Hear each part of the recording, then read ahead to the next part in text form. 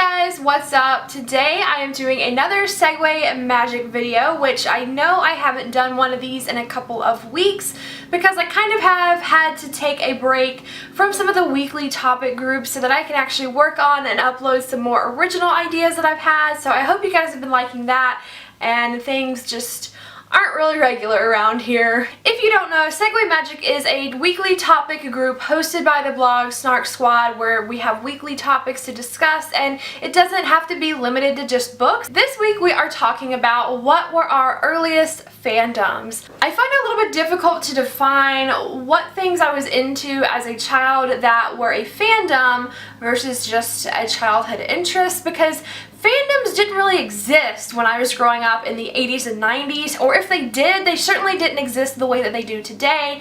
Internet was not a household thing, which I feel like the internet is kind of what's made fandoms thrive and blow up like they have today. There wasn't necessarily a fandom when I was into these things, but there were other kids that shared the same interests, or by today's standards, maybe you could call them a fandom. So growing up, my dad managed several different movie theaters, and my dad had a very extensive collection of movies on VHS. So most, if not all, of my earliest memories are actually about movies, and one of the first movies I can ever remember was The Little Mermaid. And like I said, my dad worked in a theater, and I don't really know why my mom and I were there.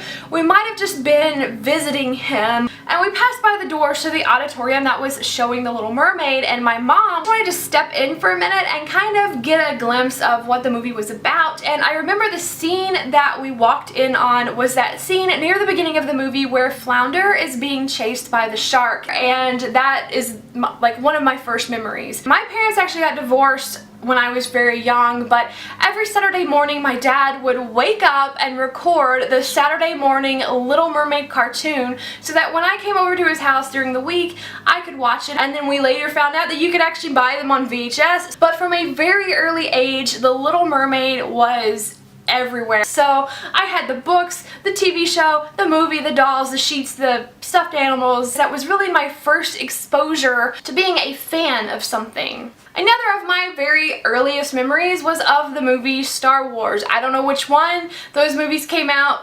a lot earlier than I came out, but when I was little, my parents used to watch the original Star Wars films a lot, and I could never remember anything about the movies except for C-3PO and R2-D2, who I called, in my like 3-year-old toddler's mind, the Gold Man and the Trash Can. So I would tell my dad, I want to watch the movie about the Gold Man. When I was like 10 or 11 or so, they re-released the original Star Wars films in theaters for the Star Wars 20th anniversary. So because I had kind of grown up on those movies, my dad and I went to see the re-released versions that had been all updated and everything. We went to see those in the theaters, and that was really when I started to understand the story, and it just kind of carried over from those memories I had as a child. And then later on, when I was a teenager, episodes 1 through 3 came out. So Star Wars has kind of encompassed many years. They were one of my earliest memories, and then I got to experience them kind of as I was growing up. And now we've got the new movies that are about to come out, so technically I guess Star Wars would be my earliest and my most long-spanning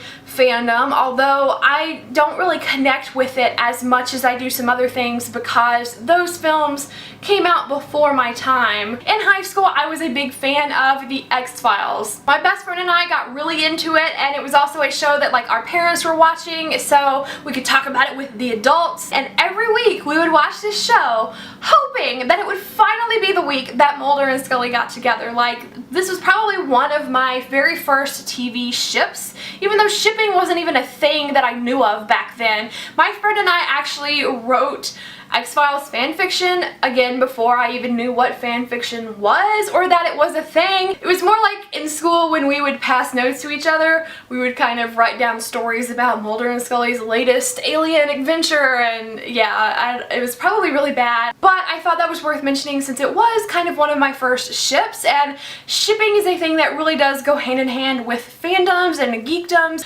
I have mentioned on this channel before, and I in general just regard that my first fandom that I ever belonged to was Lord of the Rings, because the way that I connected with that story was a lot differently than the way I connected with Star Wars. Like, Star Wars was something that my parents watched and then I got into.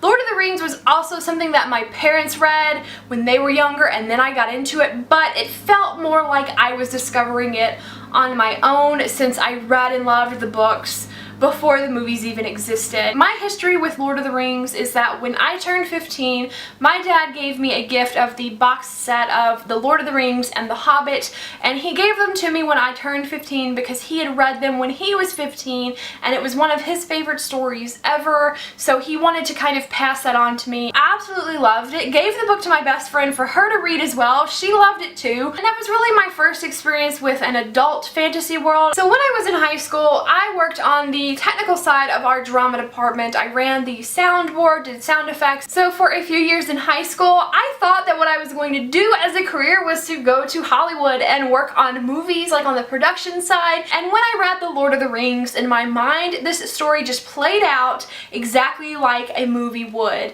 Remember, the movies did not exist yet. So when I read the books, and I had this wonderful image of it in my head, I told everybody that I could tell that I was going to grow up and one day direct or produce a film version of The Lord of the Rings. Then one day I was at a movie with my friend, just some romantic comedy. This was not the friend that had read The Lord of the Rings, and this teaser trailer came on, and back then we didn't know what movies were going to be made like a year in advance like we do now, because the internet tells us what's in the works. The way you found out about what movies were about to come out back then was by trailers or commercials. That was the only resource that I had, at least. So I'm sitting in this theater to go see a romantic comedy and a teaser comes on and the screen is black and there's a ring in the middle of the screen, and that was all you could see was this ring and it's falling. And then a voice comes on, one ring to rule them all, one ring to find them. One ring to bring them all, and in the darkness bind them.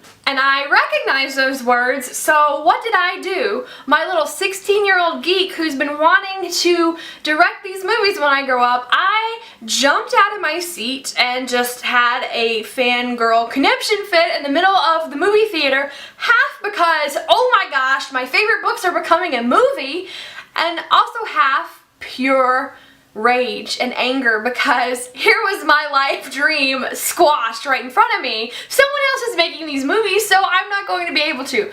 You know what, thank goodness I didn't, because they would not have been very good at all. Like, I never went to film school, so they wouldn't even exist. So thank you very much, Peter Jackson, for doing that for me. But anyway, needless to say, I was having a fit in the middle of this theater, and my friend, she had no idea what this trailer was for. She had no idea why I was freaking out, and the very last shot of that trailer was just a shot of Elijah Wood's face, and my friend thought that I was freaking out because I had a huge crush on Elijah Wood. And I was like, I don't even know who that is. No, I'm freaking out because this movie. She just did not understand my fangirl feelings at all. So I got into Lord of the Rings at a very young age, at 15, and I experienced the books before the movies were even a thing. I guess that's why the Lord of the Rings feels more of like a personal fandom instead of just an adopted fandom. I don't know if that makes any sense. But then I, of course, got to see the first 3 movies come out, and just recently the 3 Hobbit films came out, and it really has spanned half of my life. So that's why I consider it to be like one of my first and longest fandoms. And I definitely think that the fact that I read and loved The Lord of the Rings is part of what made me such a book lover and such a fantasy lover that I am today. It definitely has helped shape my geek identity. Please let me know down in the comments what your earliest fandoms were, or if you share any of mine. Thank you so much for watching. I will see you in the comments. Bye!